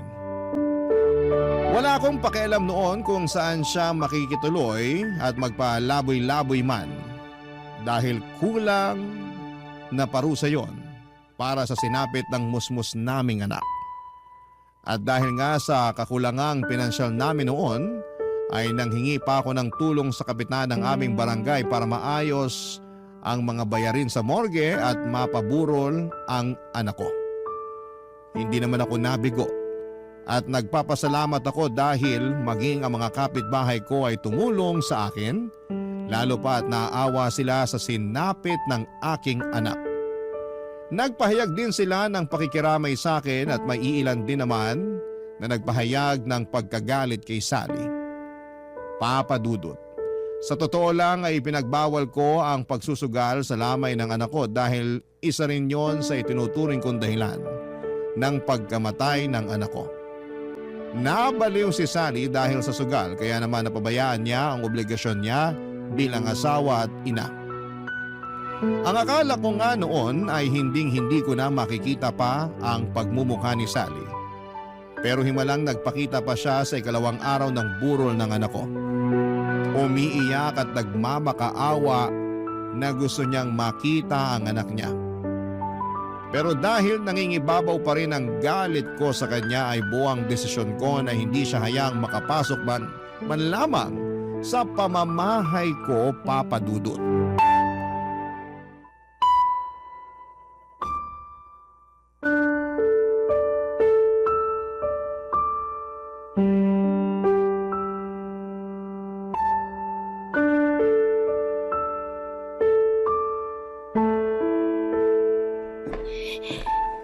Tay, nasa labas po si nanay.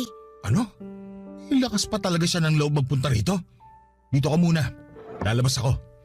Magtimpla ka muna ng kape para sa mga bisita. Tsaka bigyan mo rin sila ng tinapay. Sige po. Arman, Ka pa nagpunta rito? Ang kapal talaga ng mukha mo, no? Huhulaan ko. Gusto mo magsugal? Pues makakaalis ka na dahil walang sugal dito. hindi sugal ang ipinunta ko rito. Gusto ko lang makita si Princess. Ah, talaga? Bakit? Kailan ka pa nagkaroon ng pakialam kay Princess? Pinabayaan mo nga mamatay, hindi ba? Hindi totoo yan. Ano ko rin naman siya, Arman. Kaya ako Anak? Hibang ka ba? Saan mo kinukuha yung kakapalan ng mukha mong tawaging anak si Princess sa kabila na nangyari? Ha? Oo! Ikaw ang nagluwal sa mga bata, pero mas masahol ko pa sa ibang tao. Yung mga hayop ka kapag nawawala ang anak nila, hinahanap kagad nila. Pero ikaw, parang wala kang anak kung umasta. Ang sarap na ng buhay mo eh. Kain, tulog, sugal, yun lang. Oo, pabaya kong ina. Pero sa tingin mo ba ginusto ko yung nangyari sa kanya? Nasasaktan din ako, Arman. Masakit sa akin yung nangyari sa kanya. Masakit? Huwag na tayo magplastikan dito, Sally. Alam nating parehong hindi ka pabor na nagkaanak ulit tayo. Kaya huwag mo akong paandaran ng mga kasinungalingan mo. Ang kapal mo. Pinipilit mo pa rin talagang pagtakpan ang kababayan mo. Kahit pabaya kong ina, hindi ko namang ginusto na mawala ng anak. Hindi ako ganong kasamang tao. Oo, nasabi kong hindi ko ginusto ng isa pang anak. Pero hindi ako ganong kasama para hilingin kong mawala na siya. Kahit ano pang sabihin mo, Hindi mo mababago ang katotohanan ng namatay ang anak natin dahil hindi mo nagampanan ang responsibilidad mo. Kung sana binantayan mo siya na mabuti, hindi sana mangyayari to. Kaso hindi. Mas importante pa sa'yo ang pagsusugal mo. Wala kang karapatang tawaging ina. Alam mo, sana talaga ikaw na lang ang namatay. Sobra ka na, Arman. Ikaw sumasobra. Sobra ka na sa kakapalan. Gusto kong magsisi na ikaw na pangasawa ko. Pero mga anak ko na lang ang iniisip ko. Kung meron man akong pagsisisi, yun ay ang hindi ko sila kagad dailayo sa'yo. Sana hindi ito nangyari. Pero huli na ang lahat. Nangyari na ang nangyari. Pero hindi kita hahayaang makita si Princess dahil wala kang karapatan. Hindi mo ako pwedeng tanggalan ng karapatan. Wala kang karapatan na pagbawalan ako makita ang sarili kong anak sa lamay niya. Sino ka ba sa akala mo? Tatay ka lang nila pero hindi kita legal na asawa. Sino sa tingin mo mas may karapatang sa ating dalawa, ha? Wala ka na talagang natitirang kahihiyan sa pagkatao mo, no? Nasasabi mo pa talaga yan sa kabila ng pagiging pabaya mong ina? Wala kang karapatang magkaroon ng anak at lalong wala kang karapatang maging ina. Sabihin mo na lahat ng gusto mong sabihin. Pero hindi mo ako pwedeng pagbawalang makita ang anak ko. Ah, ganon? Aray! Arman, ano ba? Nasasaktan ako! Bitiwan mo ang braso ko! Hindi kita papayagang makalapit kay Princess at kay Joseph. Umalis ka na rito! Hindi ka nila kailangan! Bitiwan mo sabi! Hindi mo ako pwedeng pagbawalan sa lamay ng sarili kong anak. Ikaw ang walang karapatan sa kanila. Pwes, gagawa ako ng paraan para mapunta sa akin ang kustodiya ng mga bata. At sinasabi ko sa'yo, matakot ka na. May mabigat ako ebidensya laban sa'yo. Sino sa tingin mo papanigan ng batas sa ating dalawa? May pabatas-batas ka pang nalalaman? Ano bang alam mo sa batas? Wala kang pinag-aralan? Wala nga akong pinag-aralan pero lumapit na ako sa barangay at tutulungan nila ako makahanap ng abogado. Kaya umalis ka na rito bago pa kita kalad ka rin paalis. Hindi pa ako tapos sa'yo. Babalik ako rito para kunin si Joseph. Tama na, Nay! Hindi ako sasama sa inyo. Ano po bang silbi na makuha niyo ako? Pababayaan niyo lang din naman po ako eh.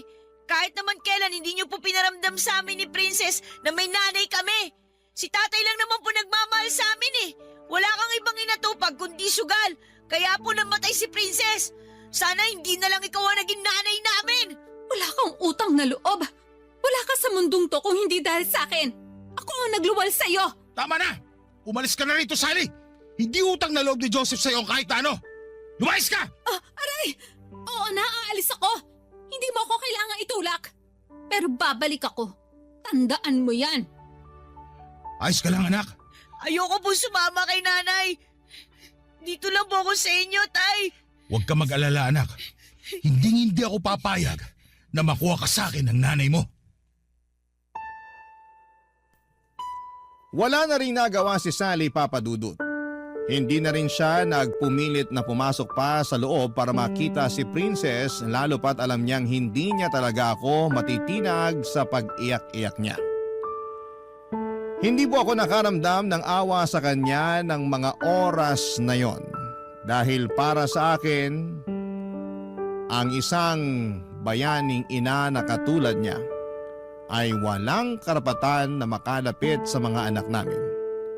Hindi rin po ako nagpasindak sa pagbabanta niyang yon dahil alam ko na mas may laban ako kung sakaling ipilit niyang makuha sa akin ang anak namin. Kung kinakailangan nga na humingi ako ng tulong sa mga social worker o abogado ay gagawin ko para lamang matanggalan siya ng karapatan sa anak namin. Sa isip ko, Papa Dudut, ay hindi naman siguro importante kung wala akong pinag-aralan basta't kaya kong alagaan at buhayin ang anak ko ay sapat na. Papa Dudut, maayos nga ang nailibing ang anak ko at marami rin ang nakipaglibing at halos lahat ay naawa sa sinapit ng aking anak. At naawa din sa akin. Ika nga nila sa kabila ng pagtataguyod ko sa aking pamilya, ay sadya raw talagang hindi nawawala ang lason sa pamilya na tuluyang sisira sa aming pagsasama. Matapos ngang mailibing ang aking anak, ay bumalik ako sa pagtatrabaho at mas pinagbuti ko pa para sa aming dalawa ni Joseph. Madalas nga kapag walang pasok sa eskwela, ay sinasamahan niya ako sa trabaho ko sa ulingan at tumutulong sa akin para hindi raw ako masyadong mahirapan sa pagtatrabaho. Kahit ayaw ko naman siyang payagan sa pagtulong sa akin ay mapilit talaga siya. Mas gusto ko sana na mas pagtuunan niya ng atensyon ang kanyang pag-aaral pero nais niya raw na makatulong sa akin kahit sa ganong paraan. Makalipas nga ang halos ilang buwan ay nagbalik si Sally pero may kasama itong mga social workers para kunin si Joseph.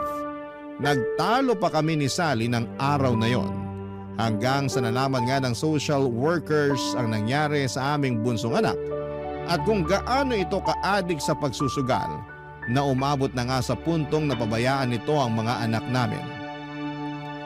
Nagkaroon nga kami ng usapan sa barangay kung saan ay tinulungan nila akong mag-file ng petition for custody para sa anak kong si Joseph. Dahil hindi rin naman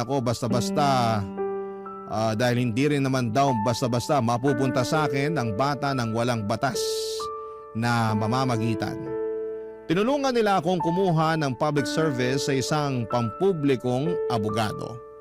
Bilang wala akong kakayahan na magbayad at gumastos para sa pag-file ng petition. At nang mag-trial nga ay napatunayan na walang kakayahan si Sally para alagaan at ibigay ang pangangailangan ni Joseph. At dahil wala na rin pamilya si Sally na maaaring maging guardian ng anak ko, ay napagpasyahan ng korte na ibigay sa akin ang kustodiya ng aking anak. Laking pasalamat ko nga sa lahat ng tumulong sa akin dahil nawala na ako ng isang anak at hindi ko nakakayanin pa kung pati si Joseph ay malalayo sa akin. Sa ngayon, Papa Dudut, ay masaya na kaming namumuhay ng anak kong si Joseph na kasalukuyang nag-aaral sa high school at isang taon na lamang ay graduate na. Mas lalo pa akong nagsusumikap para sa pagpasok niya sa kolehiyo. Hinding-hindi ko hahayaan na hindi siya makapagtatapos ng pag-aaral. Lahat po ay gagawin ko para sa ikagaganda ng kinabukasan niya kahit pa maghirap at magpakapagod ako. At sa tulong naman ng aming kapitan ay nagkaroon ako ng trabaho sa barangay kung saan ay isa akong janitor. Malaki po ang ipinagpasalamat ko sa bagong trabaho na meron ako dahil kumpara sa pag-uuling ay mas madali lang ang trabaho ko at kahit papaano ay mas malaki ang kinikita ko na makatutulong para makapag-ipon ng pangpaaral ko sa anak ko sa kolehiyo. Hindi na rin namin muling nakita pa si Sally at hindi namin alam kung nasaan siya. Pero kung nasaan man sana ay baguhin na niya ang kanyang sarili. Dito ko na po tatapusin, Papa Dudut, ang aking kwento. Dear Papa Dudut, magandang tanghali sa inyo at sa mga kabarangay natin na kagaya kong mahilig ding makinig ng Barangay Love Stories. Sumulat ako sa inyong istasyon para ibahagi ang kakaibang karanasan ko sa buhay. Sana po, Papa Dudut, sa dulo ng aking kwento ay mapayuhan ninyo ako kung ano ang dapat kong gawin sa sitwasyong kinakaharap ko. Pero bago tayo pumunta doon ay magpapakilala muna ako. Ako nga pala si Gab, 33 years old at isang tricycle driver dito sa barangay namin sa Navotas. Masipag naman ako kung tatanungin ninyo ako.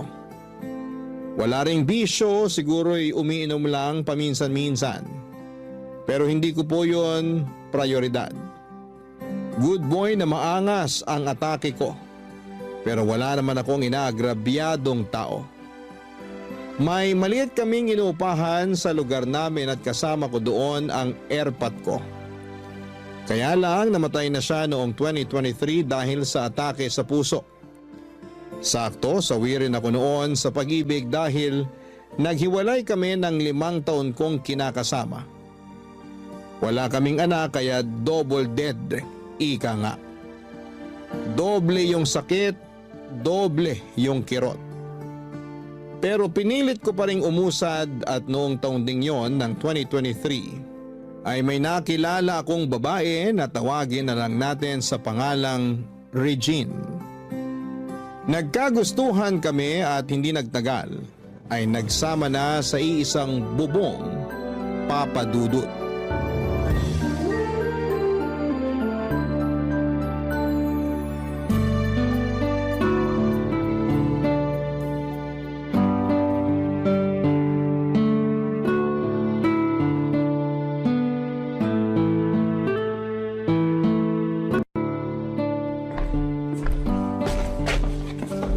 Morning, bebe ko! Aga mo nagising ah. Pagbangon ko, di na kita katabi kaya hinanap agad kita. Walang good sa morning. May problema ba? Wala naman, pero frustrated lang ako. Bakit? Kasi nag-PT ako kanina pero negative pa rin ang lumabas. Tingnan mo. Tingin nga. Isang guhit lang, 'di ba? Oo nga. Inulit ko pa yan kanina para makasigurado. Kaso pareho lang yung resulta. Akala ko kasi buntis na ako dahil delay yung menstruation ko. Kaya lang kanina dinugo na ako. Lintik talaga. Alam ko na gustong-gusto mo nang magka-baby tayo. Pero baka ganun talaga. Anong baka ganun talaga? Na hindi pa pinagkakaloob sa atin kasi di pa to yung tamang panahon. Paano hindi pa to yung tamang panahon? Ilang buwan na tayong nagsasama. Saka malapit na ako mag-30. Gusto ko na magka-baby tayo, Gab. Gusto ko rin naman pero anong magagawa natin? Wala pa talaga. Buti pa yung iba dyan, dali-dali magkaanak pero tayo pinahihirapan pa. Kaya nga, Baka naman ikaw ang may problema, hindi kaya? paano mo naman nasabi? Naisip ko lang kasi wala rin kayong anak ng dati mong kinakasama. Baka baog ka. Hindi naman siguro. Hindi natin malalaman kung hindi ka magpapatingin. Wala naman sa lahi namin yun eh. Tsaka gastos lang yan. Ang akin lang naman, gusto kong malaman kung mabibigyan mo ba ako ng anak. Kaya nga subukan lang natin ang subukan. Malay mo, isa sa mga araw na to makatsamba tayo. Ewan ko, pero napapagod na ako. Anong napapagod? Saan ka napapagod? Sa pag-asa na mabubuntis pa ako. Hindi lang naman ikaw ang gusto magka-baby dito. Ako rin naman. Matagal ko ng pangarap yun, di ba? Sa katunayan, inggit na rin ako sa mga kasamahan ko sa Toda na may mga anak. Paulit-ulit kong sinasabi na gusto ko na rin maging tatay. Kaya sana wag ka naman sumuko. Subukan pa natin. Pangako, mas gagalingan ko pa yung ano. Yung ano? Yung pangroromansa sa'yo para makabuo na tayo. Sira ka talaga. Baka kasi kailangan ko lang maging mas mainit sa'yo para sure ball na. Anong sure ball? Sigurado na. Saan mo ba napulot yung salitang yan? Doon lang sa mga estudyante na hinahatid ko sa eskwelahan.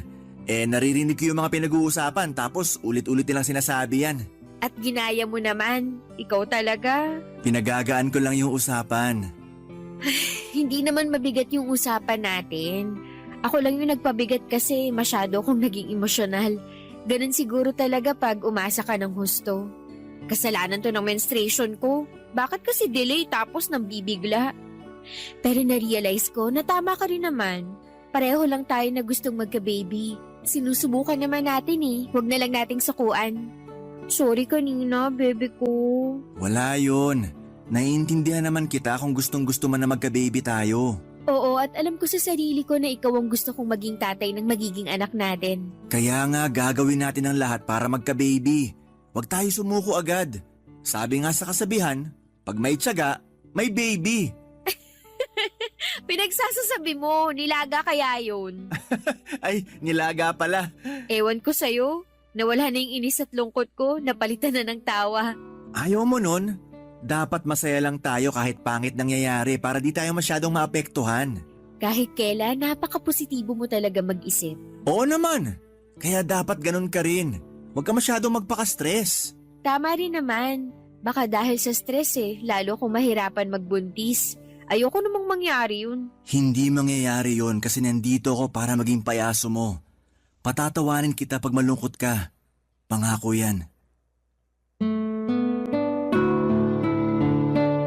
Papadudot tubong Karkar City sa Cebu si Regine. Pero noong 2015 ay lumuwas siya ng Maynila para makipagsapalaran. Pinapunta raw siya rito ng tiyahin niya para mga tulong kaya lang nag-migrate na sa abroad ang mga amo nila noong 2021. Bale umuwi na raw sa Cebu City ang tiya niya samantalang nagpaiwan naman siya rito sa Maynila para mamasukan ng iba't ibang trabaho. Isa na nga doon yung laundry shop na dati niyang pinapasukan. Kinatagalan ay na-assign siya sa branch na nasa barangay namin na lagi kong nadaraanan kapag namamasada ako. Kahit may tubig at sabong panlaban naman sa inuupahan ko, ay mas pinili ko pa rin magpalaba sa laundry shop na pinagtatrabahuhan ni Regine para pormahan siya. Sakto, pareho kami noong single at naghahanap ng love life. Matagal na rin daw kasi noong huling nagka-boyfriend siya. Noong nagsama na kami sa isang bubong, ay naging sobrang mainit kami sa kama. Gusto na kasi naming magka-baby kaya lang ay parang inaalat naman kami. Lahat yata ng posisyon na nirekomenda ng mga katoda ko para makabuo ay ginawa na namin ni Regine pero bokya. Wala pa rin. Malapit na akong mabaliw noon sa kakaisip na baka ako nga ang may problema. Pero noong December ng parehong taon ay may maagang pamasko sa akin ang kinakasama ko.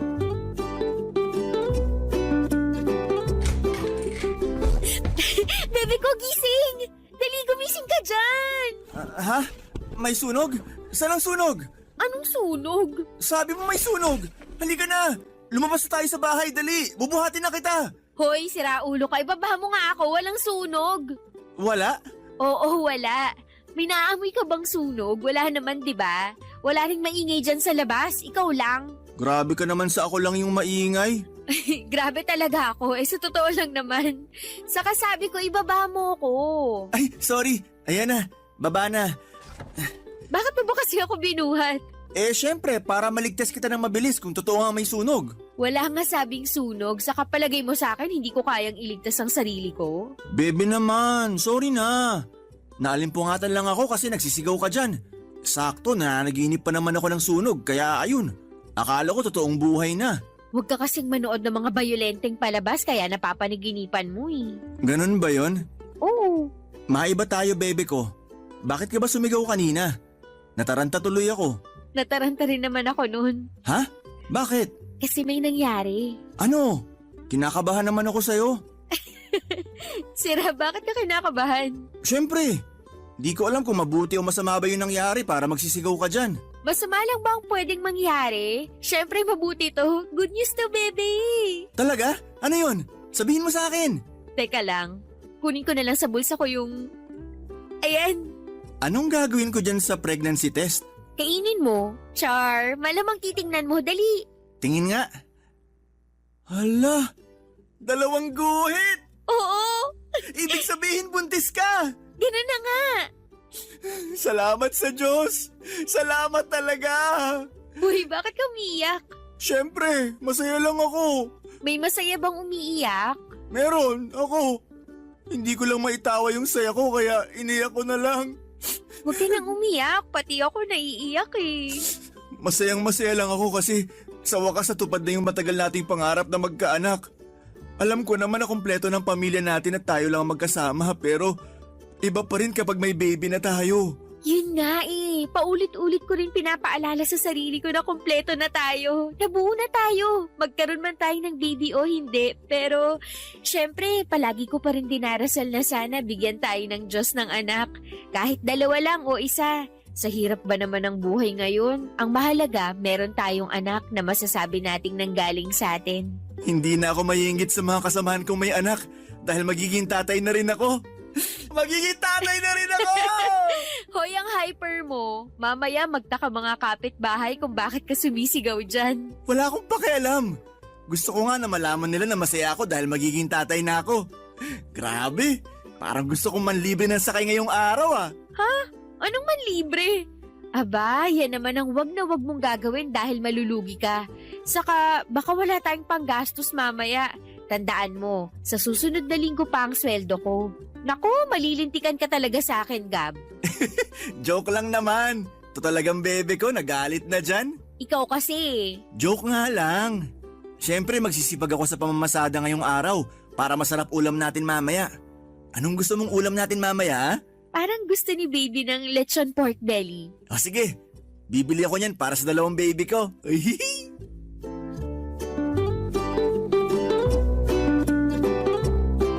Papadudot, hindi ako pinanganak na mayaman. Mangingisda lamang ang airpot ko nung nabubuhay pa at nagtitinda lang ng isda sa palengke ang airmat ko. 4 kaming magkakapatid na lalaki at bunso ako. Pero nung nagkahiwalay ang mga magulang namin ay ako ang bukod tanging sumama sa tatay ko. Makitatay na kasi ako bata pa lamang. Kung tatanungin ninyo kung may komunikasyon pa ako sa nanay at mga kapatid ko ay meron pa naman. Kaya nga noong namatay ang airpod ko, pakiramdam ko ay lumiit ang mundo ko. Lalo kong ginustong magkaanak para may makasama naman ako sa buhay ko. Kaso'y naghiwalay naman kami ng dati kong ka-live-in partner.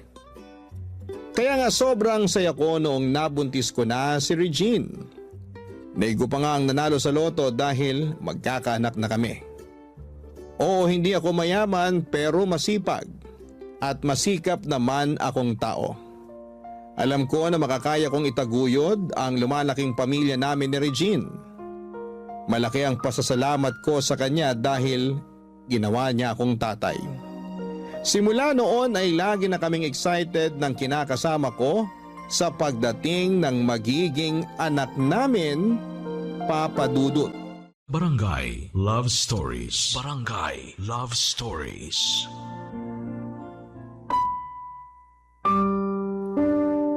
Papa Dudut, tulad ng sinabi ko ay naging masipag at masikap ako sa pagtatrabaho. Ang dating 10 oras ng pamamasada ko ng tricycle ay nadagdagan pa ng ilang oras. Kaya naman malimit namin yung pagtalunan ng kinakasama ko. Noong nasa 2 buwan na kasi ang tiyan niya, ay pinatigil ko na siya sa pagtatrabaho dahil dinugo siya noon at kapwa kami natakot para sa magiging anak namin. Pero ayon sa OB ni Regine ay safe naman ang baby, kaya lang nirekomenda nito na huwag siyang masyadong magkikilos. Dahil sa nangyari, nasa inuupahan na lang namin ang kinakasama ko at ako na lamang ang nagtrabaho.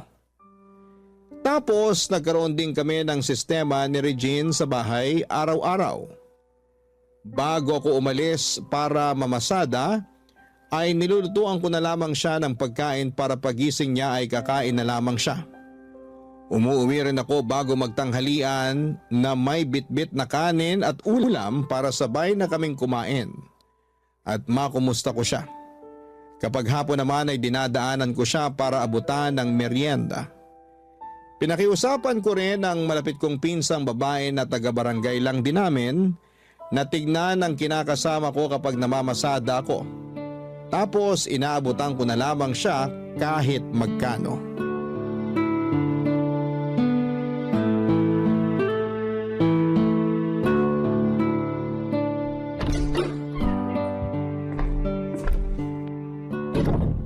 Andito na ako!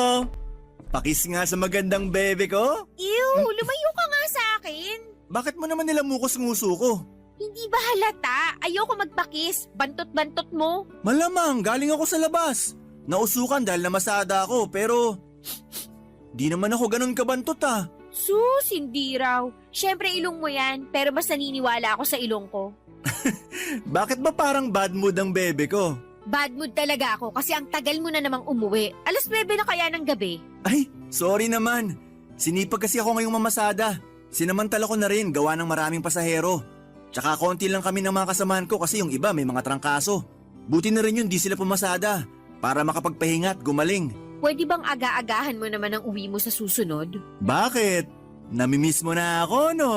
Hindi ah. Sus, kunwari ka pa eh. Aminin mo na. Namimiss mo na ang bebe mo. Sige nga, kiss mo ko.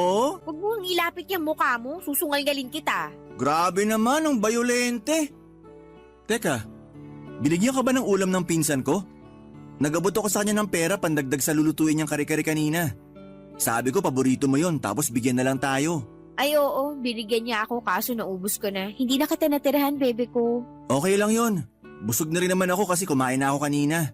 Talaga? Anong kinain mo at saan ka kumain? Sa palengke. Dumaan ako doon para bumili ng matagal mo ng request na pagkain. Kumain na rin ako doon ng lomi. Na-miss ko eh. Kunin ko lang yung pasulubong ko sa... Ay nako, naiwan ko pala sa tricycle. Teka, labasin ko lang bago pa kainin ng aso. Sige, sige. Tagal pa ba? Teka lang, andito na. Charan! Pasalubong ko sa'yo, bebe ko. Hala, empanada! Oo, di ba ulit-ulit mong sinabi na gusto mo niyan? Kaso walang nagtitinda niyan sa barangay natin, kaya dumayo pa ako sa may palengke. Buti na lang, meron nagtitinda doon malapit sa lumihan na madalas namin kinakainan ni tatay nung nabubuhay pa siya. Ganun ba? Buti nakahanap ka. Excited na akong kainin to. Teka, ayoko na pala kumain nito. Ha? Bakit naman? Hindi na sariwa eh, baho rin. Paanong di na sariwa kaluluto lang yan? Tsaka di yan mabaho ha? Basta, tingin ko dyan, di na sariwa kaya hindi na yan masarap. Ayoko na yan. Baby naman, akala ko gusto mo niyan. Gusto ko nga, pero nagbago ng isip ko. Nasusuka na ako, makita pa lang yan. Kaya pwede ba, ilayo mo na sa akin yan? Ayan, kunin mo tapos itapon mo. Ano? Bakit itatapon? Sayang naman. Ayoko na nga kasi yan. Kakainin ko na lang. Huwag mong kainin, itapon mo sabi. Turo sa akin ng airpot ko, wag magsayang ng pagkain. Patay na airpot mo kaya kasama na rin niyang nailibing yung mga tinuro niya sa'yo. Uy, sobra ka naman. Sobra na akong sobra pero pag hindi mo yan tinapon, dun ka sa tricycle mo matutulog. Ha? Bakit naman? Malamang maaamoy ko yan sa hininga mo mamaya kaya ayaw kitang katabi. Regine naman, kakainin ko na lang to. Itapon mo sabi. Ay. Sige ka, pag hindi mo yan tinapon, ibig sabihin hindi mo na ako mahal. Hala, saan naman ang galing yan? Sa akin lang. Itapon mo na sabi yan bago pa kita mapalaya sa harapan ko. Pambihira namang babae to. Kanina lang masaya tapos biglang umiyak. Ngayon naman parang dragon na kulang na lang magbuga ng apoy.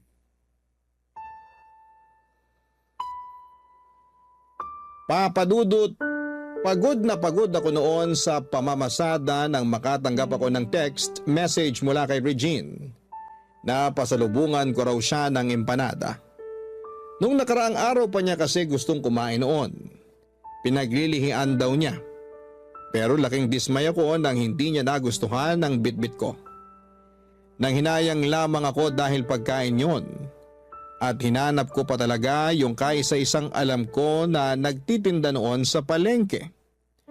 Nakipagtalo pa nga ako sa tendera kasi gusto ko ay sariwa yung palaman dahil si Regine ang kakain para lang insultuhin niya at hindi siya natuwa noong ibinigay ko na sa kanya.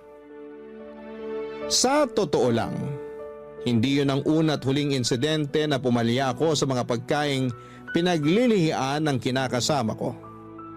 Ewan ko ba naman sa panlasa niya pero sinusunod ko naman kung ano ang hilingin niya sa abot ng perang meron ako.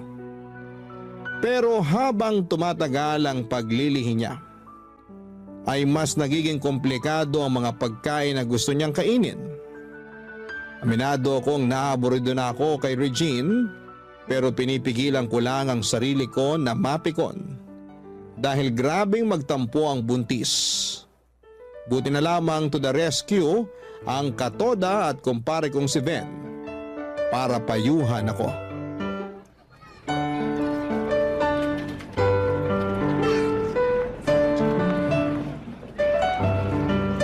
Uy, napapansin ko parang kanina ka pa nakasimangot ah. Sinong di si Simangot? Bago ko umalis ng bahay, nag-away pa kami ni Regine.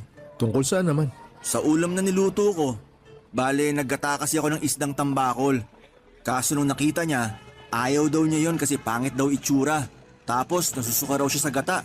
Kagabi panay lambing sa akin na magginata ang isda ko ngayong araw. Ayun, aga ko dun sa palengke para bumili ng bagong piga na gata para sariwa.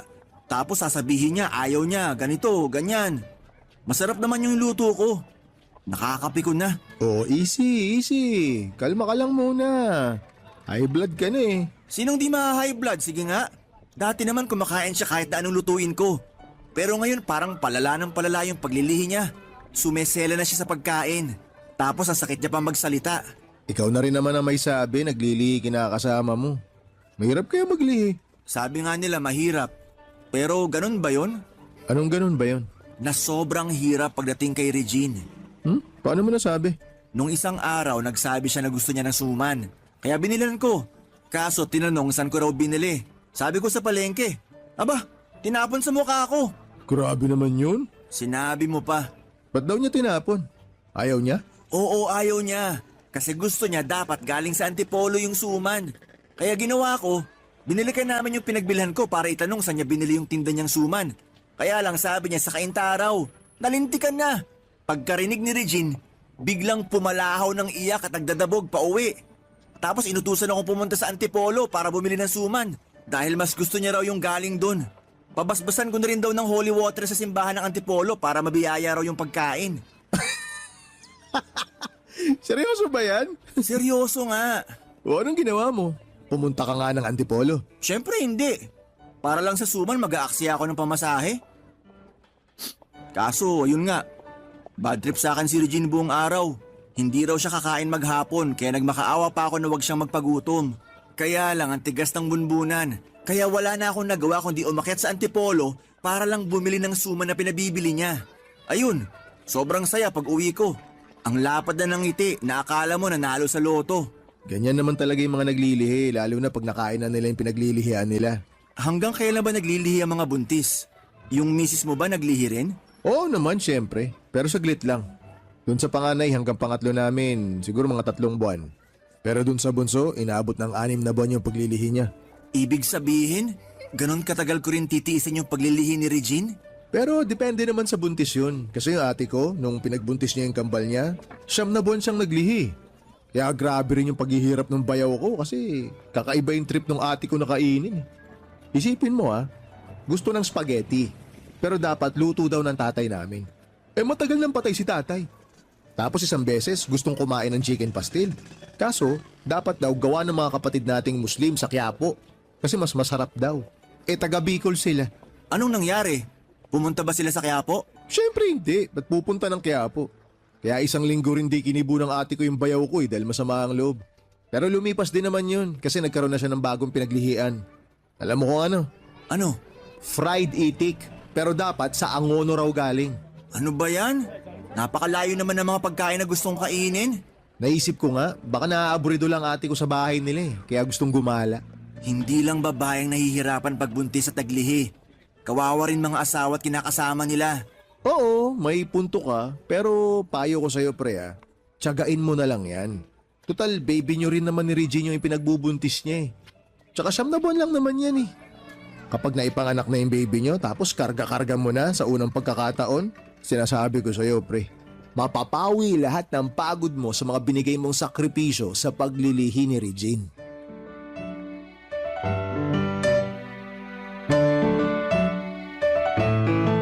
Papadudot matalik na kaibigan at parang kapatid na ang turing ko kay Ven. Kilala rin siya ni tatay at siya ang katukatulong ko noong burol at libing ng airpat ko. Karamay ko rin si Ven noong hiniwalayan ako ng una kong kinakasama, taga-Sulsul, at suporta noong umamin akong gusto kong ligawan si Regine. Bukod doon ay inaanak ko ang panganay niya kaya magkumpare rin kami. Idol ko talaga si Ven. Noong hindi pa ako nagkakaanak dahil mabilis niyang nabubuntis ang misis niya. Sa katunayan, naka-4 na siyang anak pero dahil sa hirap ng buhay, ay natuto na silang mag-asawa na mag-family planning. Katulad ko ay kayod kalabaw din si Ven para matustusan ang pangangailangan ng kanyang pamilya. Kahit na mapagbiro at pilyo ang kumpare kong yon, ay alam kong loyal siya sa kanyang asawa. Wala pa akong nababalitaan na may iba siyang bebot na nagugustuhan. Barangay Love Stories. Barangay Love Stories. Papadudot 5 buwan na noon ang pagbubuntis ni Regine pero naglilihi pa rin siya. At sa bawat araw na ginawa ng Diyos, ay mas pinahirapan ako ng kinakasama ko sa mga pagkain na gusto niyang kainin. Napapailing na lamang ako dahil yung iba doon ay hindi na pagkain.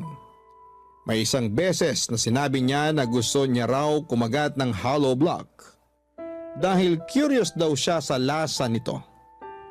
May isang beses naman na inutusan niya akong humingi ng ginamit na chalk sa eskwelahan para durugin dahil gusto raw niyang inumin. Siyempre hindi ako pumayag dahil baka mapaano siya kaya inaway niya ako at pinagsalitaan ng masasakit. Tulad ng walang kwentang kinakasama at kung ano-ano pa. Sa totoo lang ay dumating na ako sa punto ng buhay ko na parang mababaliw na ako.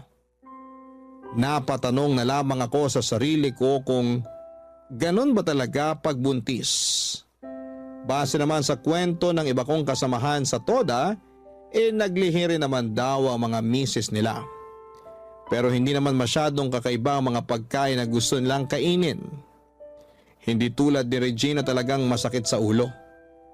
Umabot pa nga sa punto na ayaw na niyang kumain dahil sa tampo niya sa akin. Na hindi ko na raw maibigay ang pinaglilihian niya. Siyempre nag-aalala naman ako. Dahil baka mapano siya at ang baby namin na nasa sinapupunan niya.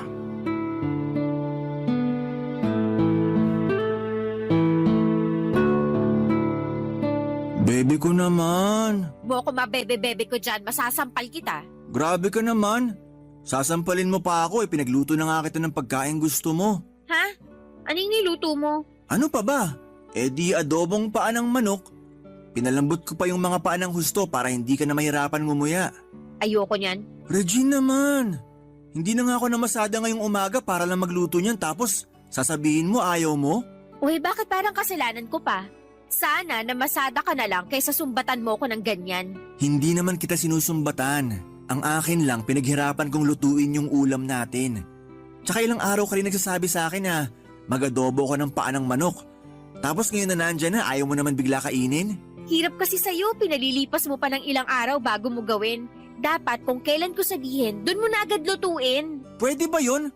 Kung magsabi ka patulog na tayo kaya matik kinabukasan na yun. Basta, ayoko nang niluto mo. May iba na akong gustong kainin. Ano na naman yan? Teka lang, iniisip ko pa. Masyado ka namang atat. Knock-knock. Oh, Ven. Napadalaw ka. Birthday kasi ng pangalawa ko, tapos ako ay nataasan ni Commander na magluto. Naisip ko na dalaan kayo ng mga ulam na niluto ko bago pa maubos. Kaso wala ka naman kanina sa terminal natin. Sabi ng mga kasama natin dun, di ka raw pumasada. Ganun na nga. Pero plano ko sana mamasada na lang mamayang hapon. Buti pala naisipan kong pumunta rito sa bahay nyo. Pasensya ka na ha. Di ko na kayo naimbitahan sa birthday ng anak ko. Di naman din kasi karamihan yung handa namin. Tamang luto lang para sa pamilya. Oh, ito pare. Kunin mo na. Ay, naku, salamat. Ayos lang naman yun. Nag-abala ka pa. Ikaw pa ba? Tsaka baka sakaling magustuhan ni Regine yung mga niluto ko. Balilit yung paksiw yan, meron ding menudo na walang atay ng baboy. Sabi na kahit hindi mo pa sinasabi kung ano yung niluto mo, amoy na amoy ko na. Tama ako, lechon paksiw nga sa kaminudo. Oo, paborito ni Mrs. tsaka ng mga anak ko kaya ni-request nila. Akin na, dali, kakain na ako. Oh, ayan. Grabe, excited na ako. Salamat ulit, Ben. Buti na lang dumating ka kasi kanina pa talaga ako nagugutom. Bakit? Di pa ba kayo kumakain? Kakain na nga sana kami bago ka dumating. Kaya lang hindi ko gusto yung ulam na niluto ni Gab. Ganyan ka naman eh. Sumiselan ka na sa pagkain simula nung naglihi ka. Anong sumiselan? Isa talagang ayoko ng luto mo. Hindi na nga masarap tapos madalas pa akong nasusuka. Alangan namang pilitin ko sarili ko na kainin yun. Di nagduduwal ako dun sa lababo. Okay lang naman sana na hindi mo kainin kung talagang nasusuka ka. Pero kailangan mo pa ba akong pagsalitaan ng hindi maganda? Kung ano-anong masasakit na salita ang sinasabi mo sa akin at sa luto ko. Hindi mo na naisip na pinaghirapan ko yun. Pakiramdam ko tuloy wala na akong ginawang matino. Ang drama mo naman. Magdadrama talaga ako.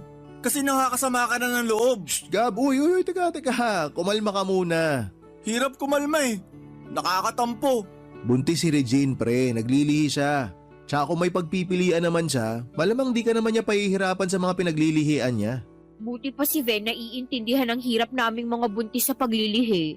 Naiintindihan ko rin naman ah. Naiintindihan daw pero kasasabi mo lang na nagtatampo ka. Kung makapagsalita ka, akala mo hindi mo anak tong dinadala ko ah. Napaka-arte mo, kagigil ka.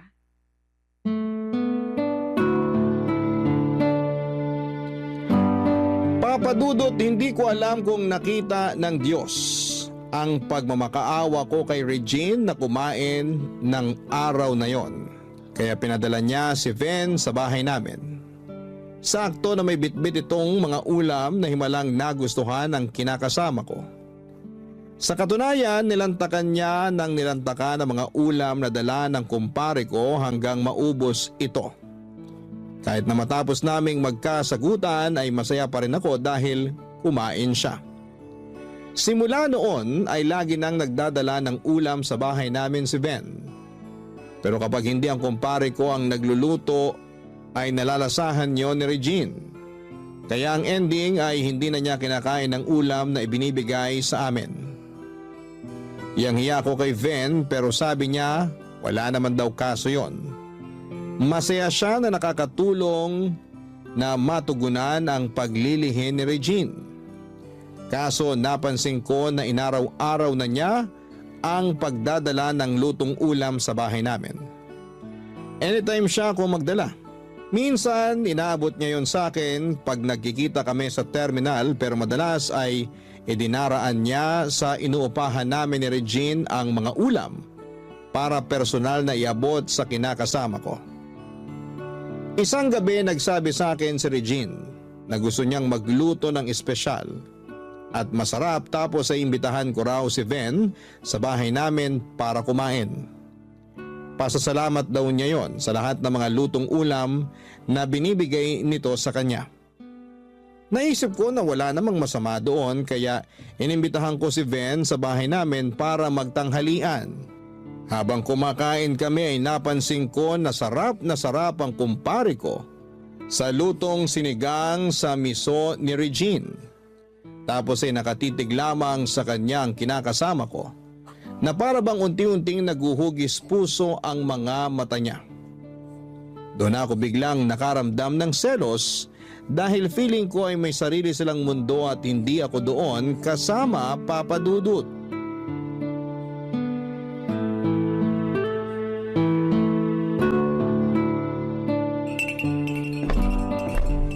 Ano yung ginagawa mo? Nagtitimpla ng kape para kay Ven. Busog na busog daw siya eh. Pampababa lang sana ng kinain. Eh ako, hindi mo ba ako pagtitimpla? Hindi ka naman mahilig sa kape ah. Saka sabi mo, sumasakit tiyan mo pag umiinom ka ng kape kaya nasi-CR ka agad. Oo, pero gusto ko rin magkape. Bakit si Ven lang pinagtitimpla mo? Dapat ako rin. May isang sachet pa doon, timplahin mo kung gusto mo. Bakit ako pagtitimplahin mo? Tapos si Ven pinagtimpla mo? Parang di naman yata patas yun. Paano hindi naging patas yun? Eh may kamay ka naman. Gamitin mo para magtimpla ng kape mo. Tutal, sabi mo gusto mong uminom. Ayoko magtimpla. Gusto ko pagtimpla mo ako kagaya nung kay Ven. At bakit mo gagawin yun? Ano ako, katulong mo? O ayos lang ba kayong dalawa? Lumapit na ako kasi parang kanina ko pa naririnig pangalan ko eh. May problema ba? Wala yun. Anong wala? Meron! Sinabi ngang wala. Saka mahiya ka nga sa kumpare mo, para kang siraulo. Bakit ako mahihiya sa kumpare ko? Eh siya nga dapat ang mahiya kasi mukhang asikasong-asikaso mo siya. Tapos ako etsipwera. Teka, sandali pare. Ano sinasabi mong itsapwera ka? Kunwari ka pandamukol ka. Pero kitang-kita ko na tuwang-tuwa ka habang pinagsisilbihan ka ni Regine kanina.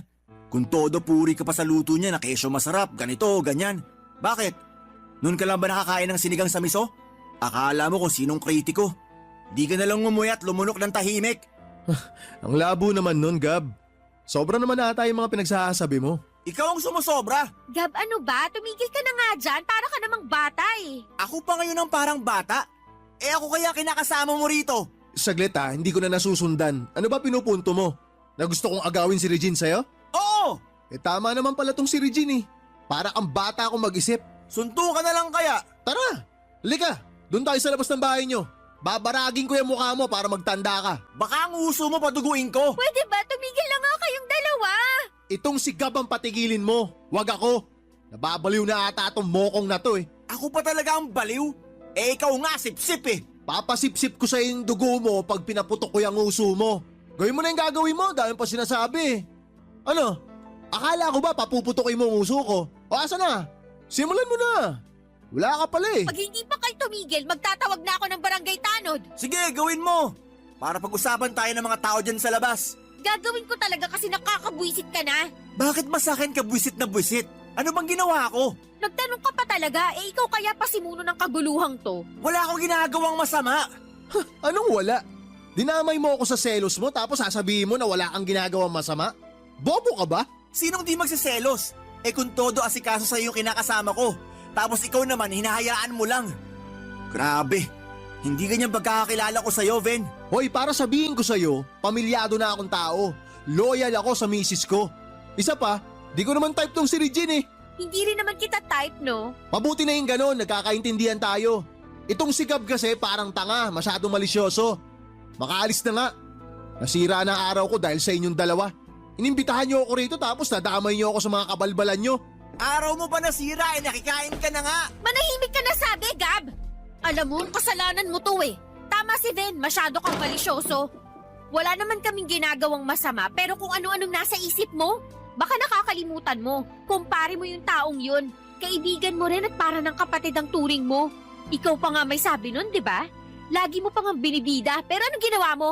Nang dahil sa selos mo na wala sa lugar, sinira mo na yung pagkakaibigan nyo. Nakakainis ka talaga?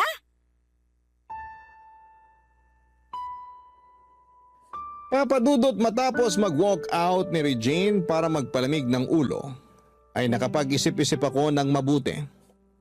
Doon ko na na-realize na masyado nga akong naging malisyoso at nagpadala kaagad sa bugso ng damdamin.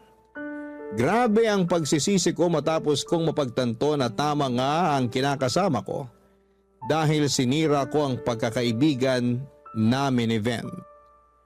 Simula ng araw na yon ay hindi na ako kinausap ng kumpare ko kahit na nagkikita kami sa terminal ng tricycle. Hindi nagtagal ay nagkabati naman kami ni Regine.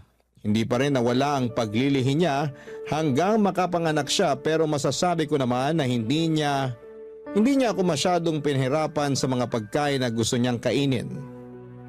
Nagkausap din kami ng masinsina na tumingi siya ng tawad sa akin dahil masyado niya akong napahirapan sa paglilihi niya. Hindi raw niya yon sinasadya. Nagsorry din ako sa kanya dahil sa pagdududa ko sa pagmamahal niya sa akin. Kaya nga bago may panganak ang baby namin, ay nagkapatawaran na kami. Kaya lang hanggang ngayon ay inuusig pa rin ako ng konsensya tungkol sa ginawa at mga sinabi ko kay Ven. Gusto kong mag-sorry sa kanya pero nahihiya ako. May pagka-ma-pride din kasi ako. Pero ayoko namang habang buhay na hindi maging maayos ang relasyon namin bilang magkumpare at magkaibigan. Kaya sana po ay mapayuhan ako ng mga kabarangay natin. Kakausapin ko na ba si Ven at magsusorry ako o hahayaan ko na lamang na lumipas ang mga nangyari? Maraming salamat po, Papa Dudut. Sakaling mapili po ninyong i-ere ang sulat ko sa Barangay Love Stories. Malaking bagay sa akin ang maipapayo ng mga kabarangay natin. God bless and more power sa inyong istasyon. Ang inyong forever, kapuso at kabarangay, Gab.